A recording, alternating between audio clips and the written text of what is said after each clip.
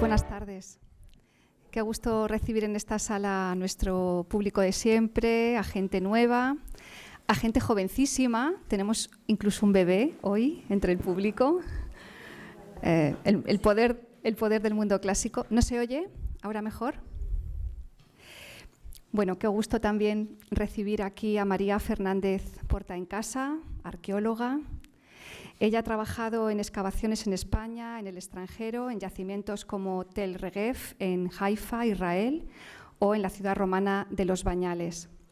Después de trabajar en el Centro CIL II de la Universidad de Alcalá como ayudante de investigación, se incorporó como investigadora predoctoral al Departamento de Humanidades, Historia, Geografía y Arte de la Universidad Carlos III de Madrid.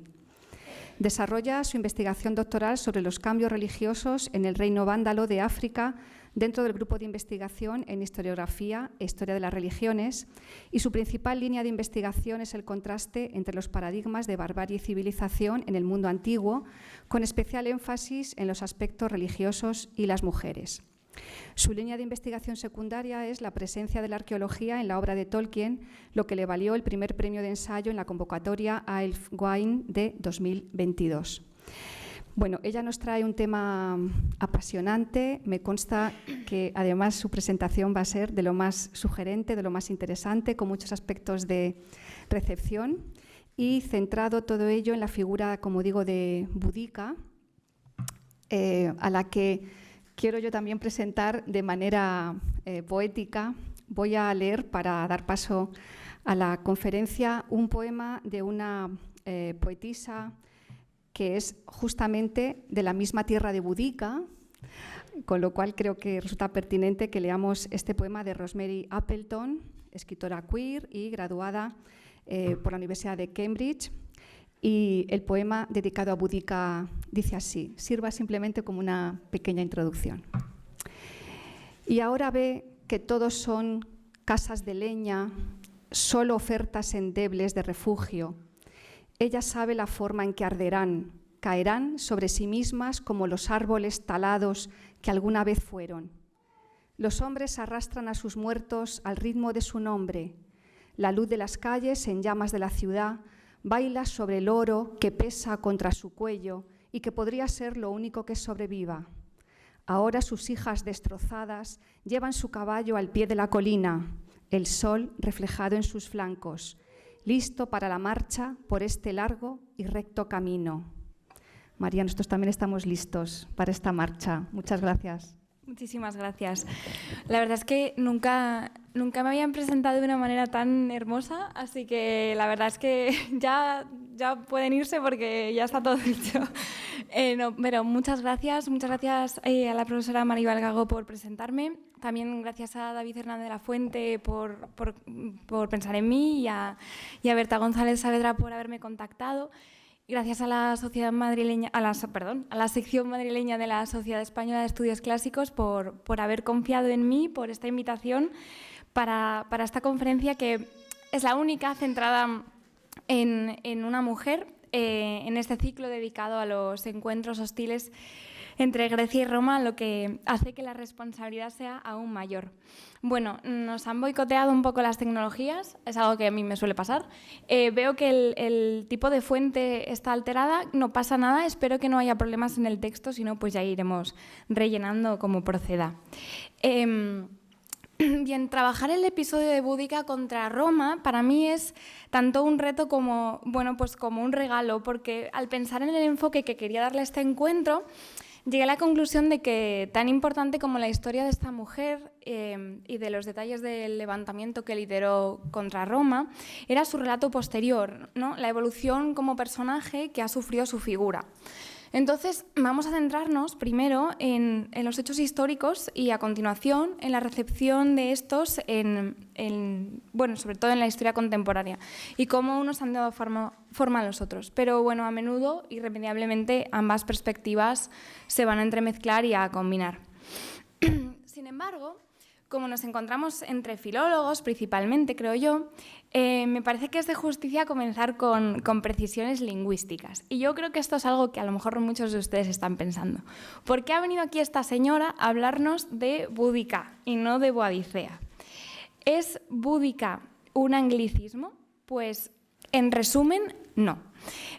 Hasta hace no mucho yo creía erróneamente, y estoy segura de que no soy la única, que la forma correcta de nombrar a la reina de los Cicenos en castellano era Boadicea o Boadicea en pronunciación hispánica, pero bueno, pues me topé con esta página de Jane Eyre, esta novela de Charlotte Brontë, publicada en 1847, y vemos que en su lengua original el coprotagonista, el señor Rochester, se refiere a una de sus pretendientas que se llama Blanche y trata de satirizarla, ¿no? Porque es una mujer en la que él no está interesado, y la compara con la reina Búdica en su carro. Y vemos claramente que, aunque el texto esté en inglés, pone Boadicea.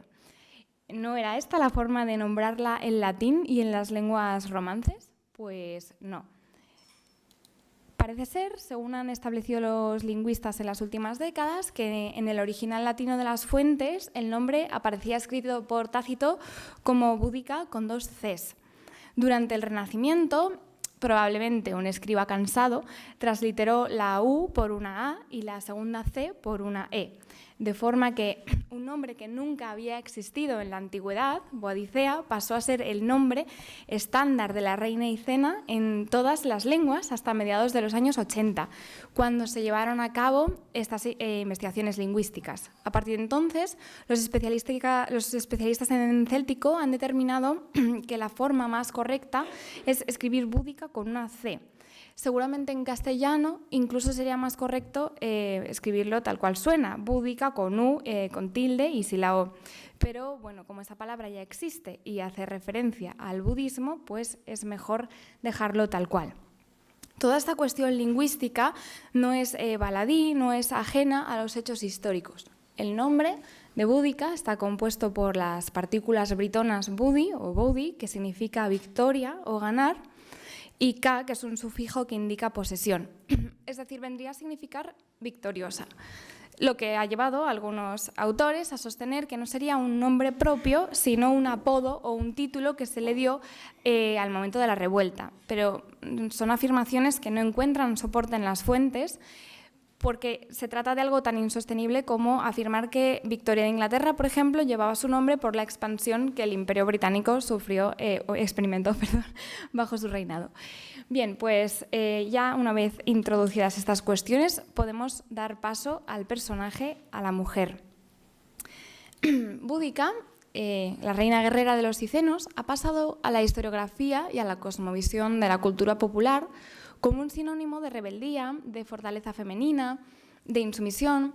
Sin embargo, y sin desmerecer estos aspectos, lo que sabemos acerca de ella con frecuencia se ve tergiversado por la imagen transmitida con posterioridad y tiene poco que ver con los hechos históricos o incluso con la imagen de los hechos que tuvieron sus contemporáneos. Ciertamente, el hecho de que una mujer bárbara del siglo I después de Cristo pudiera acaudillar a varias tribus, además de la suya propia, y protagonizar el mayor levantamiento de la historia de Britania contra la ocupación romana, no es cosa menor, y por ello tanto las publicaciones académicas como los retratos novelescos y audiovisuales se han hecho eco de su figura con mucha fascinación. Aunque volveremos sobre ello más tarde, merece la pena detenernos un instante ante esta famosa estatua que Thomas Thornycroft levantó en 1902 ante el Parlamento británico. Además de ser un ejemplo clásico del uso nacionalista del pasado, es una imagen que también ha sido entendida como todo lo contrario, como un símbolo de los oprimidos y de los colonizados. Se ha convertido en la encarnación femenina de la insurgencia y de la libertad. Bajo esta óptica, ella sería la otra, ¿no? Como se dice, la bárbara, el elemento individual que se niega a someterse. Bien, y tras esta imagen tópica, podríamos decir, ¿quién es la mujer que hay? Pues contamos con muy pocas fuentes para responder a esa pregunta. No existen fuentes históricas escritas por los propios britanos, lo cual resulta problemático, aunque sí nos han dejado muchas huellas arqueológicas y, muy importante, una enorme abundancia numismática, con escritura. Sin embargo, como es frecuente, pues nuestras principales fuentes son los testimonios del lado de los vencedores. En este caso, los autores clásicos Cornelio Tácito y Dion Casio, cuyos 3 relatos, los Anales y el Agrícola de Tácito, principalmente los Anales, y la historia de Casio, son bastante posteriores a los hechos acaecidos en el año 60-61. Tácito escribió a finales del siglo I y principios del segundo, y Casio a finales del segundo. De entre los 3 textos, tan solo Anales proporciona la suficiente información como para llevar a cabo una reconstrucción de los hechos. Desconocemos las fuentes en que se habrían basado a su vez nuestros autores, pero sin duda estas incluirían despachos oficiales, testimonios de primera mano de los militares que se vieron involucrados en el conflicto y quizá incluso del propio gobernador Suetonio Paulino, que, conviene no olvidar, Tácito era yerno de Julio Agrícola y este era subordinado de Paulino durante la época de la revuelta de Búdica. Solo uno de estos textos, la historia de Casio, proporciona una descripción física de la reina Icena y su retrato es un ideal que se ajusta a una idea. Para él, Búdica es la encarnación del estereotipo de mujer salvaje céltica. Dice con mucha condescendencia que poseía más inteligencia de lo que suele ser habitual para las mujeres y que era muy alta en estatura, aterradora en cuanto a su apariencia, de mirada feroz y voz áspera. Continúa la descripción diciendo que su cabello, una gran masa pelirroja, llegaba hasta sus caderas. Su cuello estaba ceñido por un gran torques dorado y vestía una túnica de diversos colores sobre la cual portaba un grueso manto sujetado por una fíbula. Es decir, era alta, aterradora y pelirroja. Finaliza el retrato indicando que se dirigió a su audiencia sujetando una lanza para ayudarse a aterrorizarles y que este era su invariable atuendo. Esto último nos da una pista muy importante sobre el tratamiento recibido y es que Casio refleja la fascinación grecorromana por las fisionomías estereotipadas de la alteridad. Tal y como han señalado, por ejemplo, Richard Hinckley y Christina Unwin, que ambos son autores que han trabajado muy bien este tema, a los autores romanos les fascinaban las líderes femeninas extranjeras. Se trataba de un tipo de personaje que resultaba muy exitoso entre su audiencia. Con frecuencia empleaban imágenes estereotipadas en sus descripciones porque estas reinas solían ser percibidas como una transgresión de lo que en la sociedad romana se consideraba que debía ser el rol de las mujeres. Y luego es que además los no griegos y no romanos eran invariablemente clasificados dentro de grupos que compartían una serie de características fijas y la lectura de estas características daba idea de la lectura de los individuos. Búdica solo podía ser alta y fuerte, como según los clásicos eran todos los pueblos célticos y como su complexión también era grande su apetito por la violencia según esta lógica. De hecho, este apunte de que su voz era áspera seguramente haga referencia al desagrado que griegos y romanos sentían hacia los idiomas bárbaros. La descripción de su pelo y sus ropas alude a la idea grecorromana de desaliño y de falta de decoro. Como se puede ver en el himno a Delos de Calímaco, que hemos puesto ahí un fragmento, los celtas eran considerados los nuevos titanes. Esta asimilación de los celtas a los titanes nos da una idea de su concepción como pertenecientes a una raza del pasado que habita en los límites de la civilización y, tal y como ha señalado el historiador británico David Rankin, concebirlos como una poderosa raza de gigantes era una manera de explicar o también de justificar por qué las civilizaciones del Mediterráneo habían tardado tantos siglos en dominarlos. Bien, aunque vemos que Tácito y Casio a menudo parecen simpatizar con la causa Icena, o mejor dicho, lo veremos, no nos debemos engañar sobre el concepto que tenían los romanos de sí mismos con relación a otros pueblos. Es especialmente apropiado que recordemos esto en estas jornadas dedicadas a estudiar las relaciones de hostilidad entre el mundo clásico y otras civilizaciones. En el caso de Roma, los ciudadanos del imperio tenían la convicción de que la finalidad de Roma era conquistar el mundo. Estaba predestinada a llevar a cabo este propósito civilizatorio. Ello implicaba desde su óptica una superioridad sobre el resto de pueblos, que a excepción de los griegos eran bárbaros. Los autores como Tácito pueden admirar a los germanos, pero siempre bajo el paradigma del buen salvaje. Si ensalzaban algunas de sus cualidades o de sus costumbres, era siempre con un propósito moralizante. Intentaban criticar y cambiar aquellos aspectos de su propia sociedad que ellos consideraban que se habían perdido. Ensalzaban rasgos que creían que, bueno, nostálgicamente habrían existido durante la República y que a lo mejor los germanos las conservaban, prácticas más tradicionales y demás, y pretendían que sus coetáneos recobrasen esas tradiciones. Sus descripciones a menudo inciden en el tema de los valores perdidos. Tanto Tácito como Dion Casio censuran el imperialismo romano, pero ambos eran convencidos defensores de la causa romana. Una cosa no quita la otra. Los dos relatos nos permiten percibir no tanto la visión que tenían los bárbaros de los romanos, sino más bien cuál era su perspectiva sobre los bárbaros, sobre la agresividad romana en sí misma y también sobre la incompetencia y la corrupción de la administración de su propio Estado. En otra parte de su narración, Dion Casio dice que Boudica llevó a cabo un ritual de adivinación delante de todo el pueblo, liberando una liebre de entre los pliegues de su ropa. Esta imagen, introducida por el autor como elemento sorpresa, con el fin de cautivar a su audiencia, lo que sirve es para aumentar la idea de exotismo, de alteridad y de misterio en torno a la figura de esta reina. El recurso de incorporar un ritual, y más si hay animales implicados, es utilizado con mucha frecuencia en la caracterización y en la construcción del otro. La bruja es bruja porque está al margen de las normas de la sociedad y también de las fronteras. En este caso, además, es extranjera.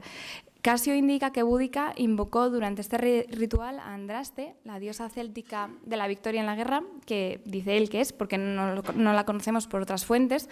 Dice que se dirigió a ella, dice textualmente, de mujer a mujer. El autor lo que quiere es que sepamos que, ante todo, no hay nada de romano en ella.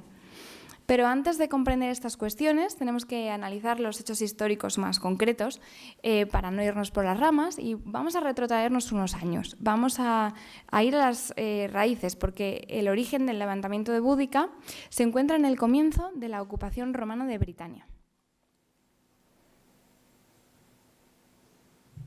Se me da fatal manejar esto. Ya está. Bueno, fue en el año 55, durante la primera campaña de Julio César, cuando a las fuerzas romanas se les presentó por primera vez el reto de conquistar Britania. En este momento coincidía con las operaciones contra las tribus galas, pues según César estas estaban recibiendo apoyo de sus homólogos britanos. En agosto del 55, César, acompañado de 2 legiones, cruzó el Canal de la Mancha y en algún lugar de la costa de Dover se encontró por primera vez con los britanos. La campaña no fue muy exitosa, al menos en términos de impacto sobre el territorio y la población, y se planeó otra para el año siguiente, a escala mucho mayor, tras lo cual César tuvo que admitir que el modo de lucha de los britanos se le hacía muy difícil y, bueno, con el equipamiento tan pesado y las tácticas militares tan encorsetadas que llevaban, no resultaban muy exitosos frente a un enemigo más bien errático y que luchaba mediante guerrillas.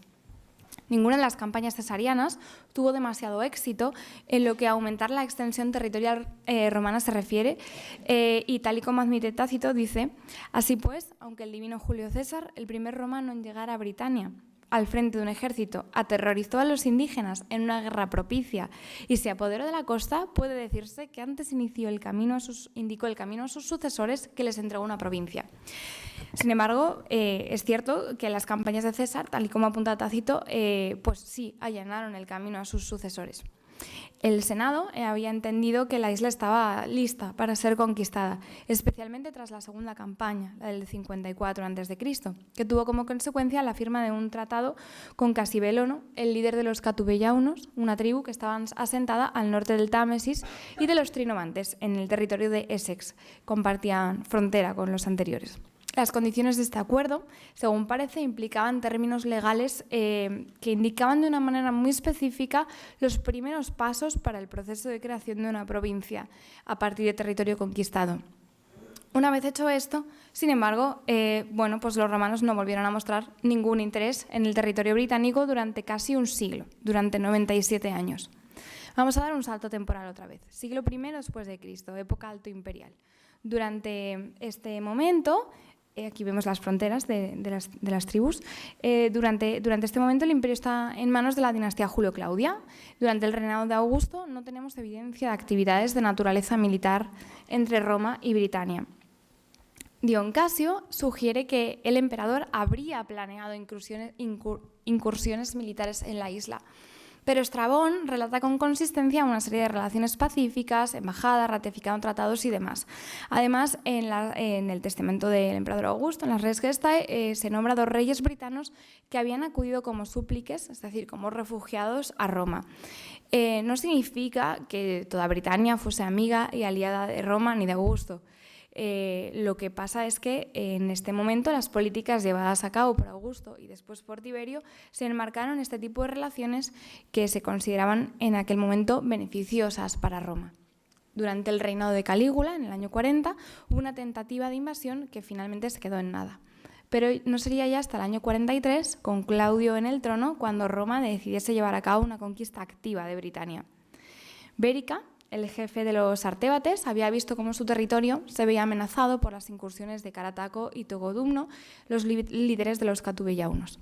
Apeló entonces al auxilio romano y fue aquí donde Claudio vio su ocasión para intervenir, pues esta llamada de auxilio fue interpretada por los romanos como un síntoma de debilidad política en el sur británico y, en definitiva, como una oportunidad. El emperador envió un ejército de 4 legiones, la segunda Augusta, la 9ª Hispana, la 14ª Gémina y la 20ª Valeria, junto con tropas auxiliares, reuniendo un total aproximado de 40.000 hombres, liderados por Aulio Plaucio, que posteriormente se convertiría en el primer gobernador de Britania, y con generales como Cneo Sidiogueta o Tito Flavio Vespasiano, el futuro emperador. Plaucio y sus fuerzas no tardaron mucho en hacerse con el control del sudeste de Britania y bueno, pues tras estos triunfos el emperador en persona asumió el mando. Pronto hasta 11 jefes britanos se rindieron ante él. Dion Casio dice además que fue bajo su mando cuando tuvo lugar la batalla que concluyó con la captura del centro más importante de los Trinovantes, la que sería después Camulodunum, el principal objetivo de esta campaña y un lugar que veremos que jugará un rol crucial en los acontecimientos posteriormente protagonizados por Boudica. A pesar de todos estos triunfos, que le valieron a Claudio ser reconocido con el título de británico, Carataco continuó su guerra de guerrillas durante los siguientes 8 años. Hasta el año 47, los romanos, comandados por Plaucio, centraron sus esfuerzos en seguir expandiéndose al este y también al oeste por todas las tierras medias, las Midlands. Las tribus que colaboraban eran premiadas con un reconocimiento de independencia bajo un estatus clientelar. El estatus de rey cliente era una concesión personal de Claudio y se consideraba un pago a unos servicios prestados. Tácito considera que el sistema de reyes clientes fue un procedimiento de política exterior de Roma empleado en un periodo anterior a la época en la que él escribía y él considera que consistía en emplear a reyes como instrumento de esclavitud. Aunque suene muy crudo, lo cierto es que Roma había situado a reyes filorromanos para controlar territorios recientemente incorporados o conflictivos en lugares situados en zonas fronterizas con bastante buenos resultados. Fue bajo este modelo diplomático que los romanos sometieron a Tedios, que probablemente era el líder de los hicenos por aquel entonces, asegurando de este modo las relaciones de paz entre la tribu y la fuerza invasora. Y ahora que los hicenos entran en juego, pues ¿qué sabemos de los hicenos? Los relatos de Tácito y Dion Casio los describen como un pueblo feroz y guerrero. Si bien no hay por qué poner en duda su belicosidad, porque a fin de cuentas, ¿en qué estado de la antigüedad no encontramos belicosidad y violencia? Empezando naturalmente por los propios romanos.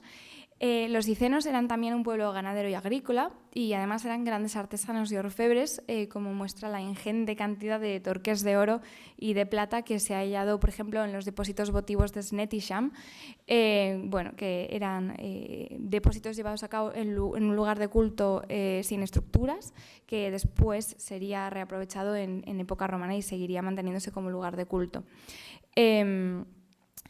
Y bueno, pues esto también nos muestra que era un pueblo muy rico, lo cual es probable que fuese un factor que tuviese bastante relevancia en el trato posterior que recibieron de los romanos. Aquí me gustaría hacer un inciso en lo que respecta a esta historia en concreto, al respecto de lo que comentábamos de la presencia de actitudes violentas en la antigüedad. La conquista romana de Britania fue apocalíptica.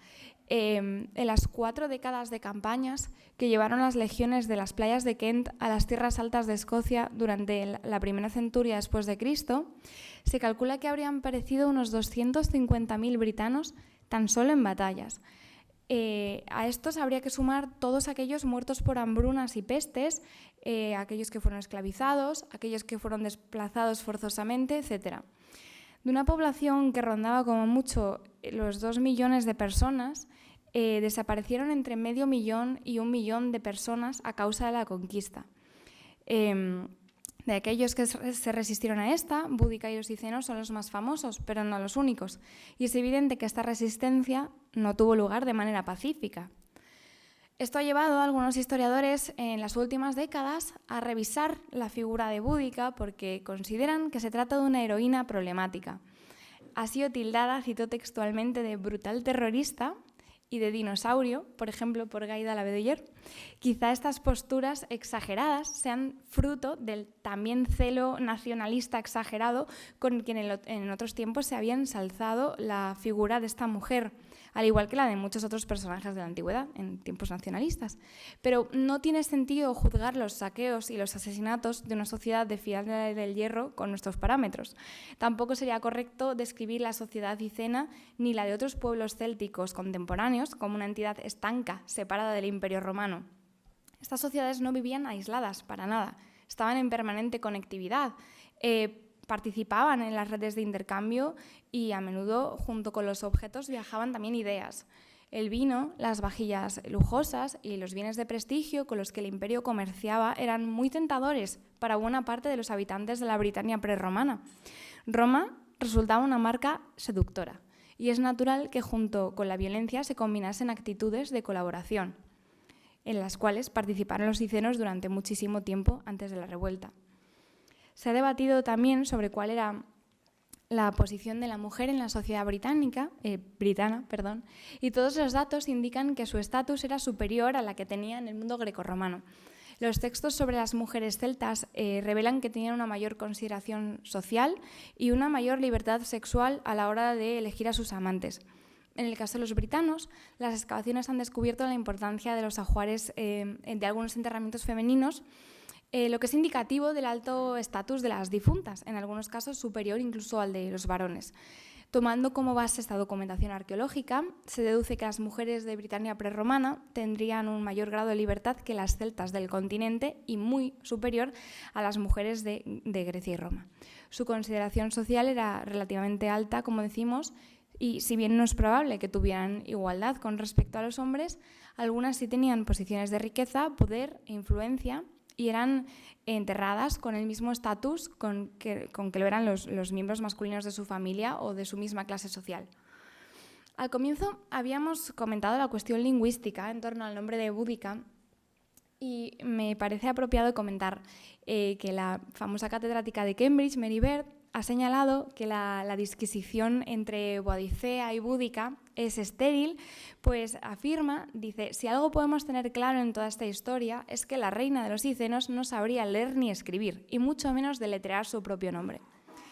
A mí me parece que esta afirmación es muy discutible. Antes habíamos hecho referencia a la importancia de la numismática cicena como fuente. Las monedas cicenas tienen textos muy breves, pero gracias a ellos podemos conocer los nombres de sus líderes y reyes. Si los cicenos no sabían leer, ¿para quiénes eran los textos? Y si sabían, ¿por qué asumir que una mujer de la élite, en una sociedad más igualitaria que la clásica, estaría excluida de este conocimiento? Aunque no es probable que Boudica tuviese la Guerra de las Galias en la mesilla de noche para leer antes de irse a dormir, con toda seguridad sabría interpretar los nombres de las monedas cicenas y quizá también escribir el suyo propio.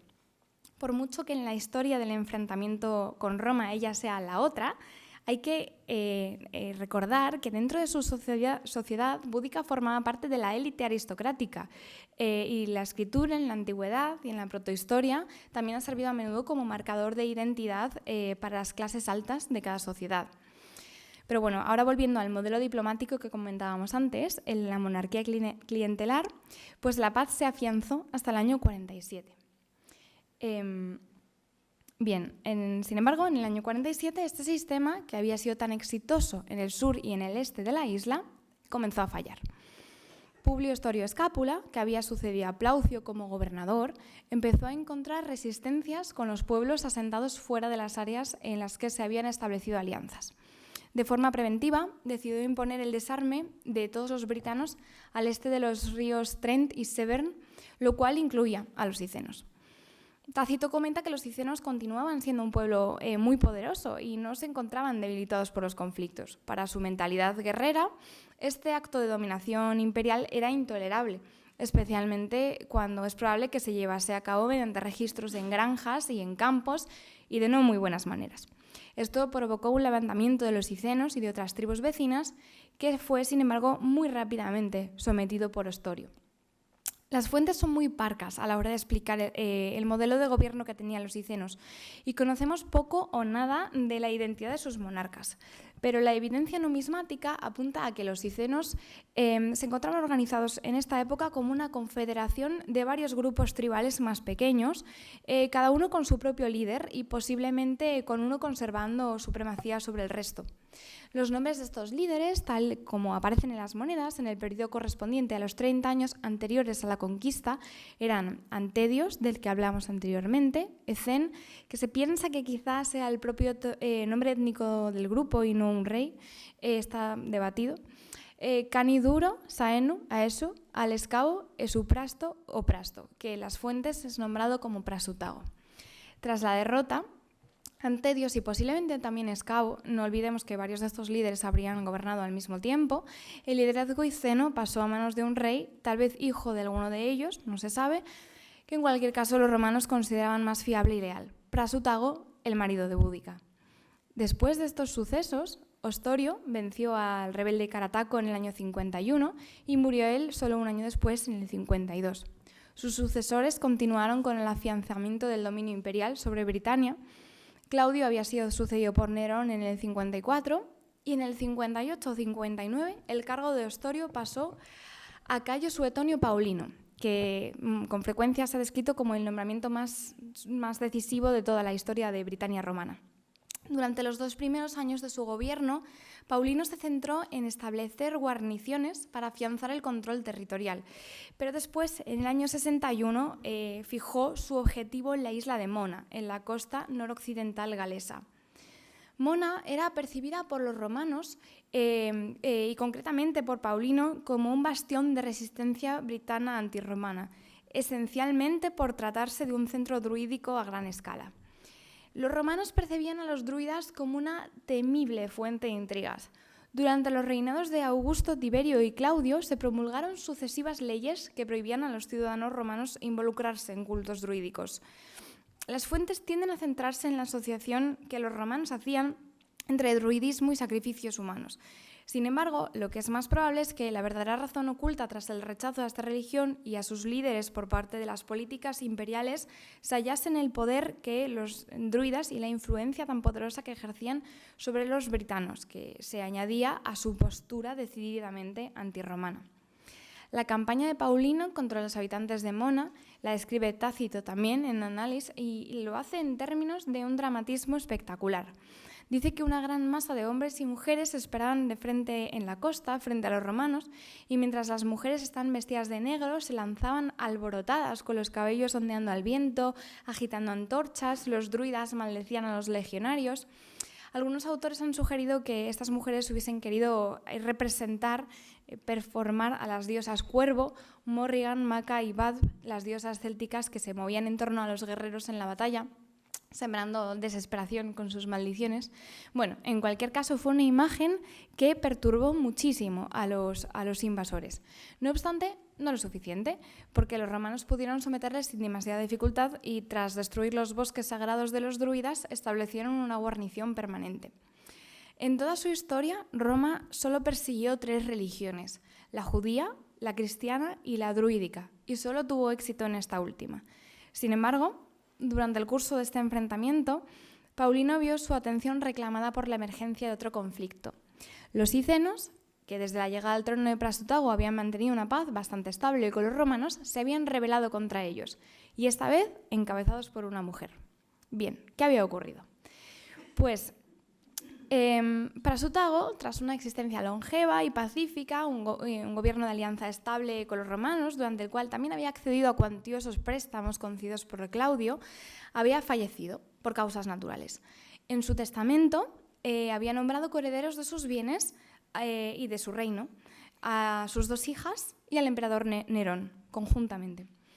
Este obsequium, que así es como lo clasifica Tácito, era una práctica relativamente extendida para evitar los derramamientos de sangre. Prasutago sabía que no iba a poder garantizar la independencia de los cicenos con respecto al imperio indefinidamente, y al mismo tiempo era consciente de que tras su muerte también podían cambiar las tornas y las hasta ahora pacíficas relaciones mantenidas por el acuerdo personal con él no iban a durar eternamente, o al menos escapaban a su control una vez muerto. Por tanto, pensando en el futuro, en la estabilidad de su reino, creyó que nombrando al emperador coheredero con sus hijas, las relaciones de respeto y de mutuo entendimiento serían mantenidas. Pero no podía estar más equivocado. Nerón no estaba dispuesto a compartir su lote con las 2 princesas cicenas, y el encargado de la parte administrativa de la provincia de Britania era el procurador imperial Cato Deciano, que reclamó el reino de los cicenos en nombre del emperador. Y no lo hizo de cualquier manera. Tácito describe así los acontecimientos posteriores. El resultado fue exactamente lo opuesto a lo que Prasutago había previsto, tanto que su reino entero fue saqueado por centuriones, su casa por esclavos, como si se hubiera tratado de trofeos de guerra. Ya de entrada, su esposa Búdica fue sometida a latigazos y sus 2 hijas fueron violadas. Todos los principales de entre los cicenos fueron desposeídos de sus haciendas familiares y los familiares del rey fueron tratados como esclavos. En su relato, Tácito relaciona la deshonrosa conducta sexual de los romanos con la opresión que sufren los bárbaros, fruto todo ello de la rapacidad y la falta de control de los administradores romanos que daban rienda suelta a su codicia.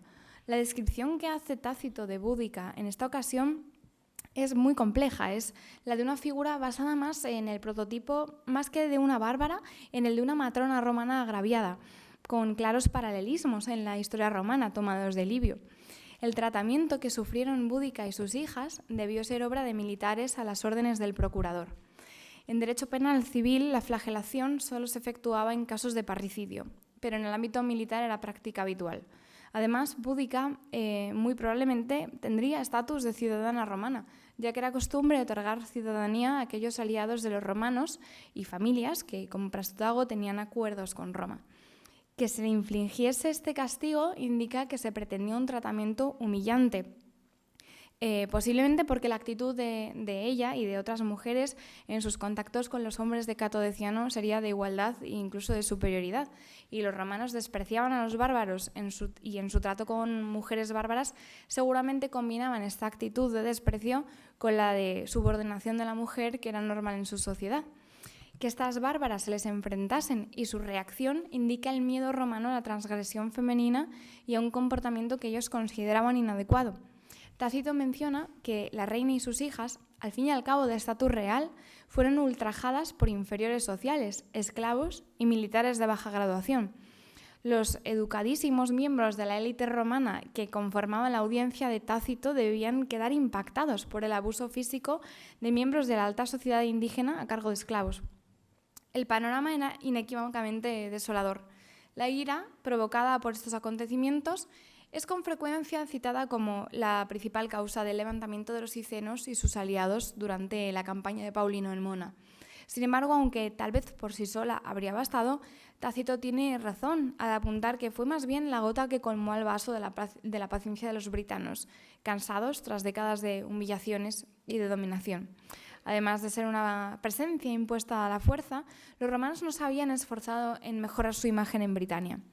Un buen ejemplo de ello es la imposición que llevaron a cabo al construir el templo de Claudio deificado, evidentemente, descrito por Tácito como un constante recordatorio de su eterna tiranía. La construcción del templo se inició en el año 54, a la muerte de Claudio, y su principal objetivo era recordar a los trinovantes su privación de derechos. La estructura era masiva, excesiva, incluso a ojos romanos, y el pago de su desorbitado coste fue impuesto a los líderes indígenas. Aquí en las imágenes podemos ver una maqueta del templo y los cimientos.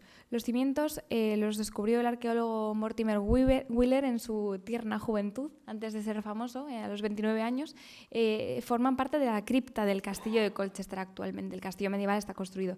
Y él, pues naturalmente, vio que esto era una estructura romana y si estaba en Colchester no podía ser otra que el templo de Claudio en Camulodunum. Pero no quedó nada más que estos cimientos después de la rebelión de Boudica. Dion Casio, sin embargo, no construye una narración tan intrincada ni explica con tanto interés los antecedentes a esta situación, porque para él la causa del levantamiento era puramente económica. Según él, Deciano demandaba el pago de un dinero que los britanos entendían que había sido un regalo de Claudio. Y además Séneca había prestado 40 millones de sestercios a las tribus del sur de Britania y demandaba ahora el pago con unos intereses abusivos. Lo que resulta más probable es que los britanos tuvieran todo un cúmulo de diversidad de motivos entre los que elegir, y a algunos les motivarían unos acontecimientos más que otros. Está claro que al final fue el llamamiento a la rebelión que hizo Boudica lo que aglutinó a unos contingentes heterogéneos y enfurecidos. Pues bien, los rebeldes, encabezados por la reina viuda, se determinaron a llevar a cabo una destrucción sistemática de núcleos urbanos britanos-romanos específicamente elegidos. Comenzaron por atacar Camulodunum, Colchester, mientras Paulino estaba en Mona. La colonia fue completamente arrasada. El templo fue completamente destruido. Hubo miles de muertes.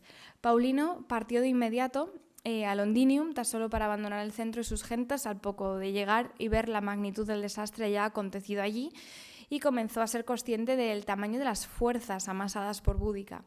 Se dispuso a reunirse con su ejército, que ya se encontraba en marcha, y se detuvo brevemente en Verulamium, que tampoco pudo ser salvada. Cuando llegó, la ciudad también había sido arrasada.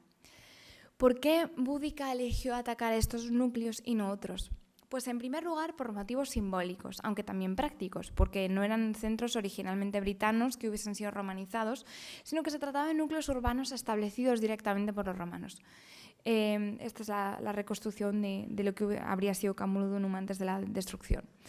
Camulodunum tenía un especial simbolismo, ya que se trataba de la primera colonia que los romanos habían establecido en Britania, en el año 47, como parte de la estrategia de Ostorio para fortalecer el control de la provincia desde el estuario del Támesis, para controlar la revuelta de Carataco a la que nos habíamos referido antes.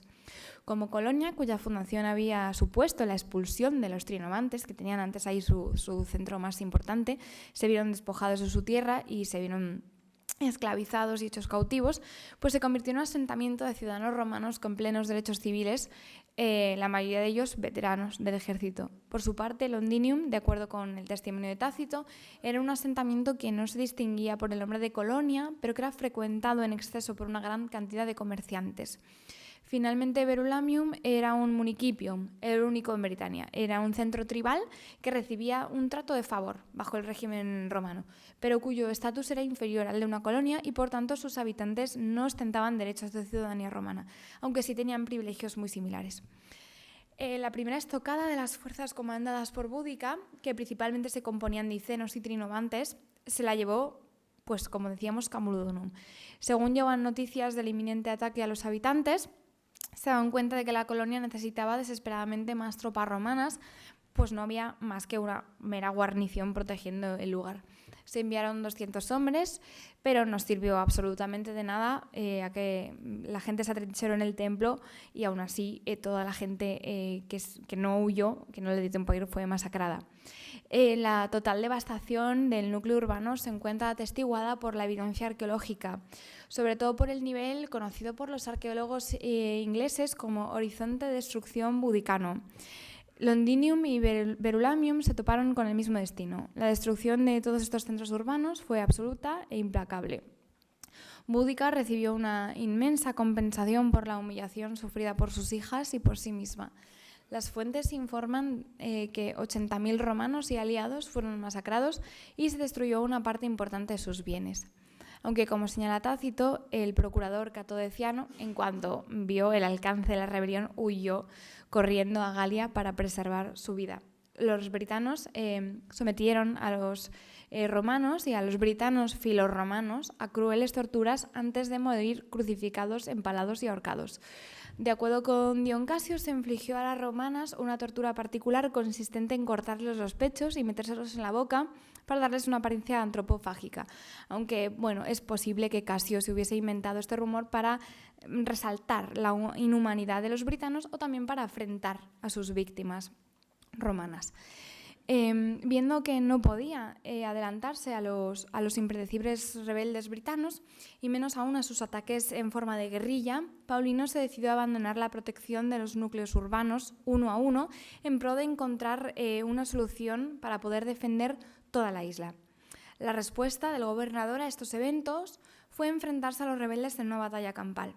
Para ello eligió una localización que contrarrestase y anulase sus tácticas de guerrilla y no potenciase la efectividad de su superioridad numérica.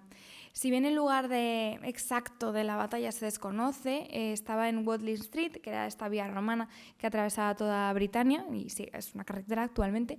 Se desconoce el punto exacto, pero se cree que tuvo lugar más o menos en esta zona, que es el núcleo romano de Manduesedum, el actual Manceter. Bien, pues Paulino se situó en un lugar topográficamente muy escogido, muy único. Era una garganta que solo era accesible a través de un paso muy estrecho y con un bosque detrás y una llanura sin obstáculos al frente. Esta localización aseguraba dos cosas. En primer lugar, la imposibilidad de que los britanos les sorprendiesen con una emboscada por tener el bosque detrás, y en segundo lugar que solo hubiera un campo de batalla posible en el que pudiesen cercar a los enemigos. Ordenó a los legionarios apretarse en filas, flanqueados por tropas ligeras con la caballería a ambos lados.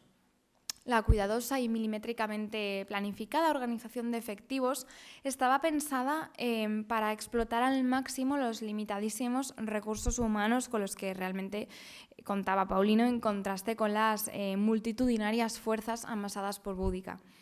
Pero los britanos, sin embargo, llevaban un ataque más vagamente planeado, y esto, junto con, posiblemente esto tuvo más peso, la confianza excesiva fruto de las anteriores victorias, pues no haría sino alimentar sus posibilidades de derrota. De acuerdo con Tácito, antes de la batalla, Boudica se dirigió a sus tropas. Dice que montando en un carro con sus hijas delante de ella, esta es la clásica imagen que todos tenemos de la reina y cena, se dirigió a cada tribu y proclamó que, aunque era habitual entre los britanos ser conducidos a la guerra por mujeres, dice Feminarum Ductus, se supone que las mujeres las acompañaban hasta el campo de batalla. Las mujeres con familias. Luego sí que habría mujeres que combatían por su cuenta. Pero ahora no es como mujer descendiente de una noble ascendencia, sino como una más del pueblo que estoy vengando mi libertad robada, mi cuerpo flagelado, la pureza arrebatada a mis hijas. La lujuria romana ha llegado tan lejos que ya ni nuestros propios cuerpos, ni la edad, ni la virginidad respetan. Pero los cielos están del lado de una venganza justa. La legión que se atrevía a enfrentarnos ha caído. El resto se esconden en los campos o piensan ansiosos en cómo huir. No soportarán ni el estruendo ni el grito de tantos miles, mucho menos nuestra carga y estocadas. Si medís bien el peso de los ejércitos y las causas de la guerra, veréis que en esta batalla se debe vencer o morir. Esta es la resolución de una mujer. Los hombres, si queréis, podéis elegir vivir y dejaros esclavizar. Aquí vemos la imagen de matrona romana agraviada que habíamos comentado antes, combinado con esta actitud como de reina exótica, de mujer poderosa que es tan exitosa entre su público. Posiblemente Boudica sí que llevara a cabo una arenga, pero no sabemos evidentemente qué dijo. No deja de ser curioso que Tácito se atreva a contarnos así la historia. Los romanos se enorgullecían de librar guerras por motivos muy píos y muy justos, y sin embargo aquí se muestra la que a sus ojos es una mujer bárbara liderando el bando que ostenta unos principios morales que motivan sus acciones. La elevada posición de Boudica dentro de la sociedad micena, su estatus dentro de la comunidad como mujer libre, ocupa un lugar muy importante del discurso. Se hace mucho énfasis en la deshonra sufrida tanto por ella como por sus hijas, los latigazos y las violaciones sufridas, con todo el pueblo miceno por testigo. Las han humillado y rebajado al nivel de esclavas. El hecho de ser flagelada marca literalmente el cuerpo de Boudica con el estigma de la esclavitud, con el signo cultural de servidumbre. Y como contraparte también sirve para exacerbar la virilidad de sus agresores. El abuso sexual sufrido por sus hijas, por su parte, ataca su humanidad más íntima, es el signo más absoluto de sometimiento impuesto por el invasor. Precisamente porque esta humillación fue tan pública, no menos pública debía ser la respuesta, la venganza. Sin embargo, y a pesar del esfuerzo invertido en la exhortación y en el combate posterior, los rebeldes britanos no tuvieron suerte. Tácito dice que en el ejército a simple vista había más mujeres que soldados y que no habían organizado bien su defensa. Pero esto no es probable que fuera exactamente así. Simplemente que la táctica orquestada por Paulino tuviese más papeletas para vencer. Los romanos tenían una visión muy estereotipada del modo de combate de los celtas, britanos incluidos, como indisciplinado y desorganizado. Siempre lo comentan de este modo. Entonces esta visión pues es la que condiciona su narración de los hechos. En cualquier caso, las fuerzas comandadas por Paulino masacraron a los rebeldes que no tuvieron escapatoria posible, principalmente porque una vez hubieron introducido en la garganta sus carros de combate, era imposible retroceder. Los romanos no tuvieron problema en acabar también con los animales que tiraban de ellos y apilaron sus cadáveres junto con los de hombres y mujeres caídos por igual. Tácito termina así su relato abandonando ya del todo la simpatía por Boudica y los licenos y posicionándose definitivamente con los romanos. Dice: el esplendor y la gloria logrados en aquel día fue igual al de las victorias de la antigüedad, pues unos 80.000 britanos cayeron, unos 400 soldados romanos fueron asesinados y no muchos más resultaron heridos. En cuanto a Boudica, dice Tácito que puso fin a su vida con veneno. Dion Casio, por su parte, dice que murió por una enfermedad. Quizá una interpretación posible es que la líder Icena muriese como consecuencia de una herida de guerra. Sin embargo, la explicación de Tácito tendría un cierto sentido si tenemos en cuenta que Boudica sería totalmente consciente del destino que la guardaba si caía en manos del enemigo. El rebelde Carataco, que había sido capturado en el año 51, fue llevado a Roma encadenado y se le obligó a formar parte del desfile victorioso del emperador. Casio añade que la muerte de la reina de los Licenos fue inmensamente llorada y que fue enterrada con suntuosidad antes de dispersarse los supervivientes totalmente desmoralizados. La muerte de Boudica marca de manera simbólica la muerte de la Britania prerromana. Caída su reina, los licenos, conscientes de la desesperanza de su situación, abandonaron el campo de batalla y la lucha en sí misma y ya pues, la provincia romana pudo abrirse paso. Sin embargo, y a pesar del fracaso, Boudica se ha convertido en una de las figuras históricas más icónicas para la historia nacional británica. A día de hoy ha sido utilizada no solo como icono nacionalista, sino de un modo internacional para la reivindicación del poder femenino. Se la ha pintado, esculpido, ha aparecido en películas, en novelas. Esta imagen, por ejemplo, es de Terrible Histories de la BBC, que es una serie satírica para aprender historia. Con el Celtic Revival del siglo XX también ha venido a representar la idea romántica de mujer celta, como druida, matriarca y bueno, pues muchos roles anacrónicos inventados y otros reales. Esto no siempre ha sido así. Su recuerdo desapareció de la historia escrita una vez se hubo afianzado el dominio romano sobre Britania. Sin embargo, probablemente seguiría vivo entre las tradiciones orales más locales. La última referencia a su persona en la antigüedad tardía viene de mano de Gildas en el siglo VI y bueno, pues tras algunas menciones de pasada en los siglos posteriores, su figura no volvería a fascinar hasta época victoriana. Fue en pleno romanticismo cuando Boudica comenzó a cautivar y fascinar de nuevo, como pasa con tantas otras figuras de la antigüedad que se recuperaron en esta época. A finales del siglo XIX, Thomas Thornycroft esculpió la estatua de bronce de la que habíamos visto al principio, de Boudica con sus hijas. Es una estatua situada frente al Parlamento británico. Aquí el ideal romántico ya se había abandonado en cierto modo, porque se trata más bien de un ejemplo de uso histórico con fines nacionalistas, en este caso como propaganda del Imperio Británico. Este mismo espíritu patriótico del Imperio Británico lo encontramos en el poema de 1864 de Alfred Lord Tennyson en él la reina habla así, dice: aquellos que desprecian a las tribus y nos llaman los pueblos bárbaros de Gran Bretaña, ¿acaso me oyeron, me escucharon, se compadecieron de que yo suplicara? ¿He de prestarles yo ahora atención en su angustia? ¿Acepto que me supliquen? Es un poema muy interesante porque Aquí confluyen varios ideales. Por ejemplo, podemos observar el orgullo nacional típicamente victoriano y también un buen conocimiento de los clásicos y de sus prejuicios y también de sus acusaciones de barbarismo. A partir del siglo XX, la recepción cultural de Boudica cambia bastante y en términos artísticos hay toda una explosión de modelos. Para empezar, cambia el paradigma. De bruja en los clásicos pasamos a verla como matrona y como personificación de la nación entre los victorianos. Pues bien, a partir de la era post-victoriana, Boudica va a pasar a ser un emblema de reivindicación. A comienzos de siglo pasó a convertirse en un poderoso icono para el movimiento sufragista.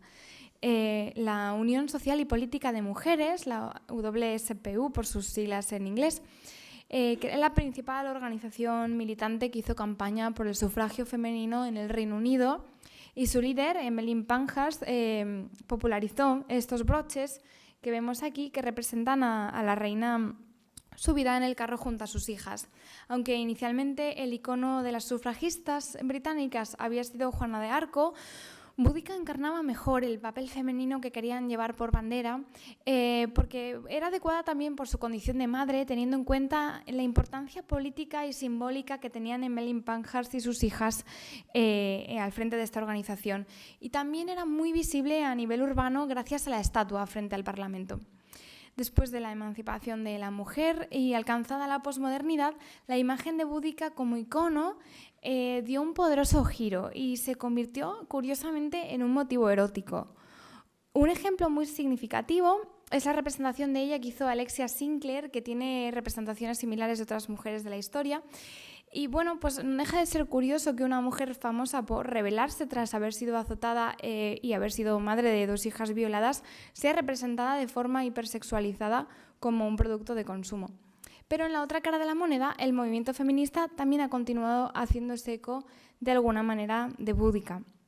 Un ejemplo es la inclusión de Boudica en la obra de Judith Chicago, The Dinner Party, que se considera la primera obra de arte feminista épica y funciona como una historia simbólica de la mujer en la civilización occidental. Consiste de 39 espacios dispuestos a lo largo de una mesa triangular para 39 mujeres, algunas míticas y otras históricas, como Sacagawea, Leonor de Aquitania, Teodora de Bizancio, Virginia Woolf, Georgia O'Keeffe y Boudica, pues, entre otras. También contamos con un uso satírico de la reina y cena. Por ejemplo, durante los años 80, Margaret Thatcher y sus ambiciones nacionalistas fueron caricaturizadas por el Daily Telegraph como Boudica subida en su carro. En tiempos más recientes, Boudica ha sido utilizada también por el artista urbano Banksy. En 2005 colocó un cepo a la rueda de la estatua de Thornycroft y el cepo permaneció inadvertido durante 12 días. Era un símbolo de la crítica que hace el artista al uso de los espacios públicos y dice que si quieres que alguien sea ignorado, construye una estatua a escala real en bronce de esta persona y ponla en medio de la ciudad.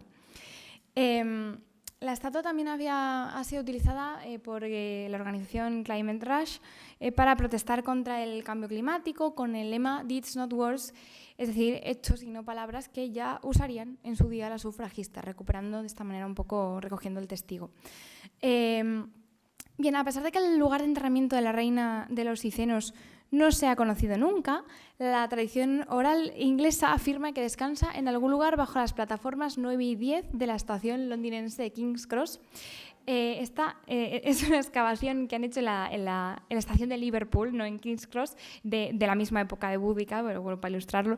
Y a esta leyenda folclórica, en tiempos más recientes, se ha venido a sumar la leyenda urbana de que la plataforma 9 y 3/4 de el Hogwarts Express de Harry Potter pues, está construida sobre la tumba de Boudica. Todo puede ser, todo puede ser. Bien, hemos visto que la historia de Boudica la rodea una gran capa de componente mítico. Y aunque esto pueda parecer algo menor o peor, pues realmente no lo es. Los hechos históricos no son lo que compone el núcleo de la historia.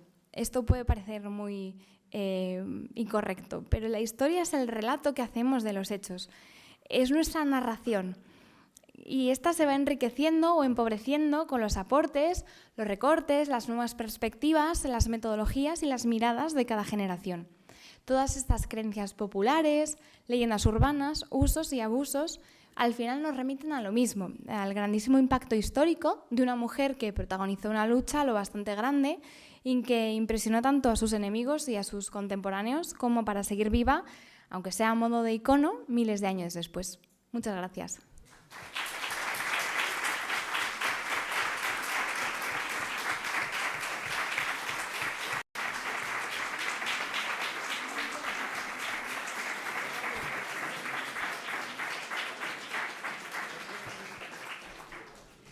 Muchas gracias, María. Y ahora es el turno de las preguntas.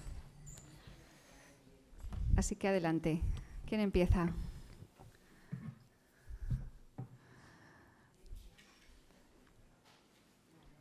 ¿Empiezo yo? Bueno, muchísimas gracias porque nos has llevado hasta nuestros propios tiempos y en ese sentido quería también reflexionar sobre esa evolución en Boudica como un icono, bruja, matrona, luego las sufragistas y finalmente como mito erótico. Y esto me lleva a pensar en el tratamiento que se está haciendo de la reina en los videojuegos, porque últimamente sí, está muy de moda ponerla como combatiente, pero de una forma también muy hipersexualizada, ¿no? Como el retrato que nos has traído de Alexia Sinclair. Y por otra parte, esa faceta de Boudica como madre, que creo que ciertamente nos toca, ¿no? Y nos conmueve, esa también se ha eliminado de todo el mundo de los videojuegos, porque eso tendería a la empatía del jugador y entonces, aunque como digo hay muchos videojuegos donde ella es la protagonista y se cuenta su historia, se minimiza esta causa y se la presenta enfadada contra los romanos porque han matado a su padre, pero no, se omite todo lo relativo a las hijas, ¿no? Quiero decir con esto que, bueno, pues que es una figura que últimamente está siendo muy reivindicada. Perdonad. Entonces, en esta evolución del icono, cuéntanos, ¿qué te parece? ¿Con qué te quedas? Yo creo que podríamos hacer una conferencia solo sobre la recepción posterior de Boudica, ahorrándonos toda la historia, ¿no? Porque realmente da para muchísimo. Lo cierto es que no estoy muy puesta en los videojuegos. Tengo que ponerme al día y tenía pensado hacerlo, pero ya es que no cabía nada más. Ya digo, es que si no vamos a recortar de lo anterior. Tampoco he visto todavía la película nueva, que bueno, he incluido aquí una imagen bueno, se han hecho muchísimas películas de Boudica, pero bueno, la más reciente que salió este año, que no se ha estrenado en España, creo, me parece que dicen que es un poco despropósito, pero bueno, habrá que verla para juzgar. Pero sí que a mí me resulta muy interesante cómo al final las mujeres de la antigüedad tienen esta particularidad. Todos los personajes de la antigüedad y todas las historias, pero igual las mujeres por el tratamiento que han recibido, que primero el que reciben de los propios autores clásicos y luego el que han recibido en su construcción posterior, nos sirven un poco como para medir la temperatura social de cada época. Entonces, bueno, yo creo que es raro que en la actualidad en la que las mujeres, yo creo que están adquiriendo un papel más justo del que han tenido en otras épocas, no se le haga un tratamiento más moderado, más ni tan hipersexualizado, no tiene por qué ser pues como la vemos aquí, ¿no? Como tan espectacular, tan druida, tan bruja. Pues a lo mejor pues estaría bien ver una película en la que Boudica sea una mujer de carne y hueso, con sus errores, con su violencia, pero también con su liderazgo fuerte, que sea madre, que sea esposa, que sea guerrera. Sería interesante, la verdad, si se hiciera. ¿Qué más? Bueno, también nos has dicho que les gusta mucho, ¿no? a los escritores romanos este tipo de mujeres salvajes, en los límites, guerreras. Este es un estereotipo al fin y al cabo, ¿no? Sí. Pero claro, esto es muy del gusto en la propia mitología, ¿no? Tenemos las amazonas, están muy cerca de esas amazonas en cuanto al elemento de otredad que tú misma has mencionado, ¿no? ¿Entiendes alguna relación entre las amazonas y al menos la construcción del personaje? ¿O sí, nada? Sí, porque está el elemento extranjera y también está el elemento masculinización, que eso es algo que incluso nos ocurre a día de hoy. En la representación de muchas mujeres históricas o de mujeres no históricas, ficticias, pero ambientadas en mundos épicos, parece que para darles importancia hay que darles roles masculinos. O sea, si una mujer es importante y no es una sumisa, entonces tiene que ser muy guerrera. Pero no guerrera porque en este caso es una reina que le ha tocado liderar una rebelión, sino porque su carácter es violento, porque es... O sea, como se construye un discurso en el que se hace un énfasis en que ella es diferente a las otras mujeres. Por eso estas líderes extranjeras son tan exitosas entre las audiencias de los clásicos, porque en realidad ellos no ven a una mujer así jamás y no les parecería bien tampoco. Lo que pasa es que ellos lo leen como si fuera una novela. Entonces, esta idea yo creo que sigue viva y sigue presente en buena parte del cine, pero no solo del cine histórico, del cine épico en general, en el que los roles femeninos destacados son roles muy masculinizados y falta un poco construir esa visión en la que las mujeres reales no sean ni victorianas ni amazonas, por así decirlo.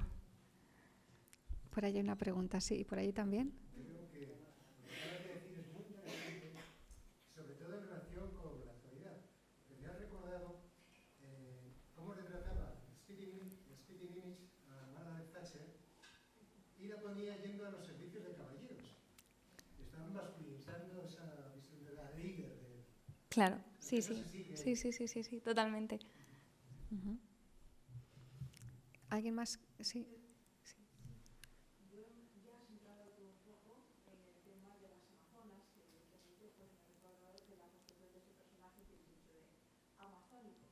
Entonces, pues simplemente quería plantear ese tema, que yo creo que los autores latinos evidentemente conocíamos bien a los griegos y sabíamos, yo creo que el prototipo de la amazona era el más odiado precisamente como tipo femenino entre los griegos, no solo por extranjeras, sino que además mataban a los hombres, los utilizaban únicamente pues para tener más niñas, que aquello siguiese adelante, y en fin, todas esas historias que nos dicen Heródoto y otros autores. Aquí, bueno, la fundamental diferencia que veo yo es que ella hereda de un conflicto que diríamos que estaba protagonizado solamente por varones, le toca a ella, después de que ha muerto su familia, enfrentarse al enemigo, le toca sufrir una serie de vejaciones horrorosas y es un poco guerrera, entiendo yo, más bien por herencia que por vocación. Eso es todo lo que quería. Pues muchas gracias. La verdad es que me parece un aporte muy, muy necesario. Sí, yo también estoy de acuerdo en que sea guerrera por herencia que por vocación. De hecho, yo ya he señalado que no he visto esta película y es verdad que la gente dice que es un despropósito, este postre es un despropósito, pero he visto qué pena que no lo haya puesto aquí, pero he visto un fotograma que me ha gustado mucho, en el que creo que es un flashback o una parte anterior de la historia antes de que estalle la rebelión. Y sale Boudica con sus hijas y sale vestida con ropas casi romanas. Y me ha parecido muy apropiado porque claro, pues no es esto no era normal. Ella era una mujer casada con un rey cliente que probablemente ambos tendrían la ciudadanía romana, que estaban a buenas con Roma, que se estaban beneficiando de esa relación. Es decir, esta belicosidad en cierto modo es una huida hacia adelante, no tiene otra alternativa. Sí, bueno, además, en ese sentido, el prototipo de la amazona romana se asemejaba bastante más al de la mujer fuerte de la Biblia que al de otro tipo de mujeres. Cargaba una serie de valores, pues eso, ella estaba en casa, bien, aunque tampoco lo sabemos exactamente, quiero decir, Boudica, con su esposo, con sus hijas, probablemente agasajada por muchas personas, y solamente pues, cuando la violencia la arrolla, pues con toda la lógica del mundo, pues, claro. se pone al frente y bueno, Muchísimas gracias. Berta.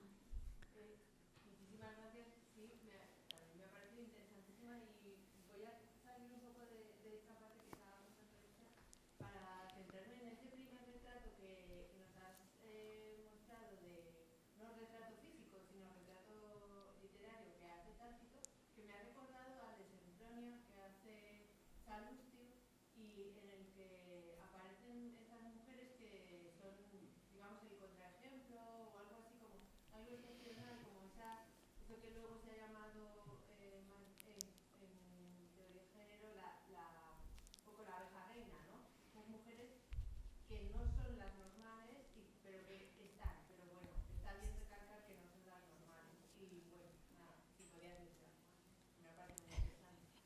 Era de guión casi, no era de tal.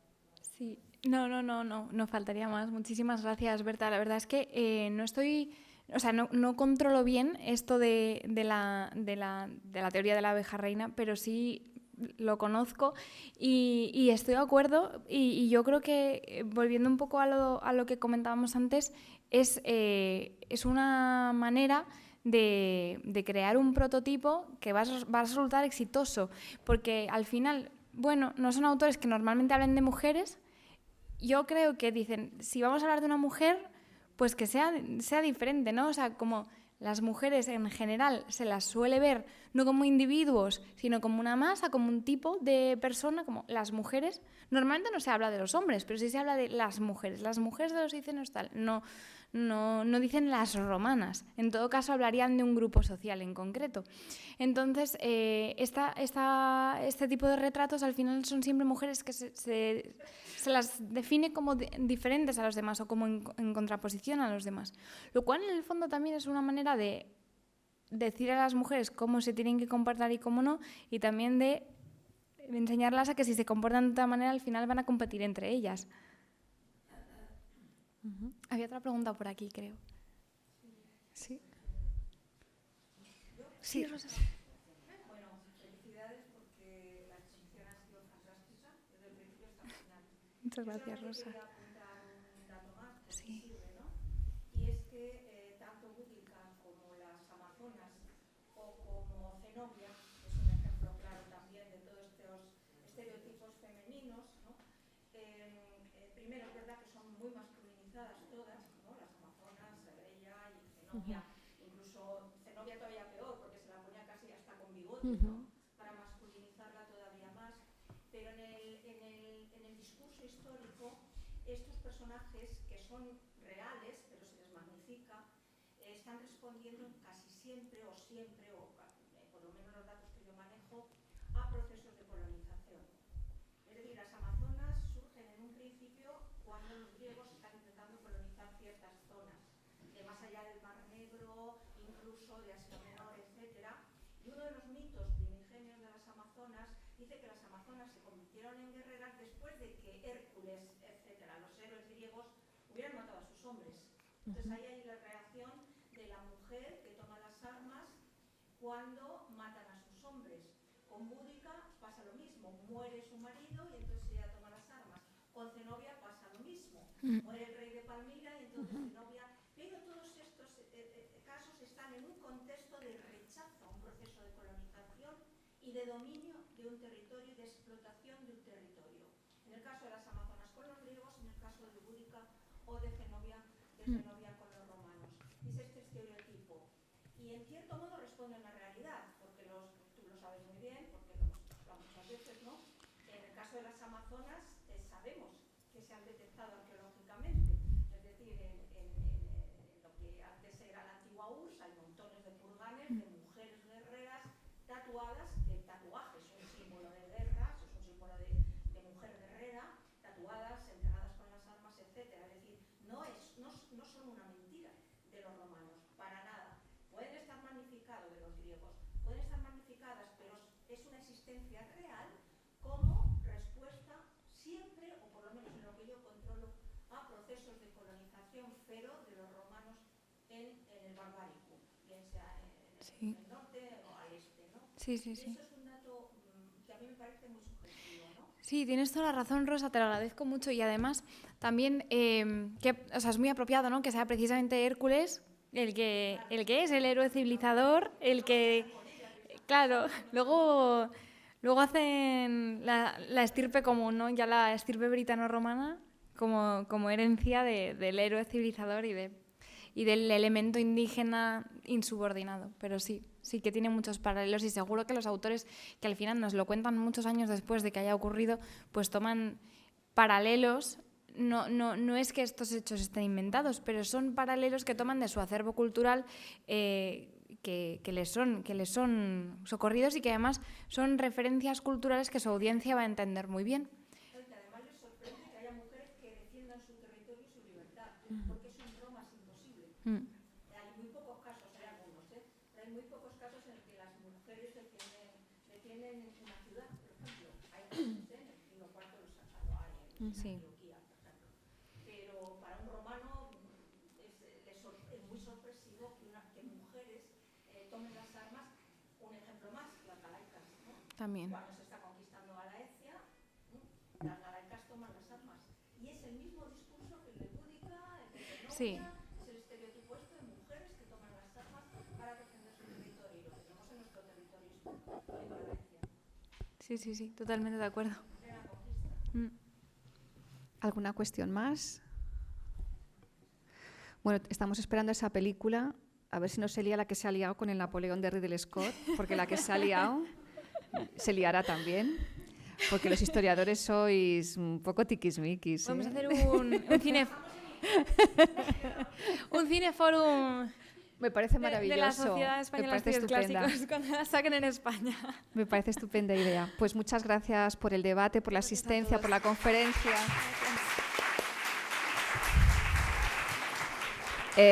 Les recordamos que quedan los últimos libros de nuestros ciclos de conferencias, Black Friday, allá al fondo, y el próximo martes, 5 de diciembre, antes de irnos de puente, clausuraremos nuestro ciclo con Juan Signes Codoñer y Que vienen los bárbaros, Constantinopla asediada. Muchas gracias y hasta el martes que viene, no falten, ¿eh?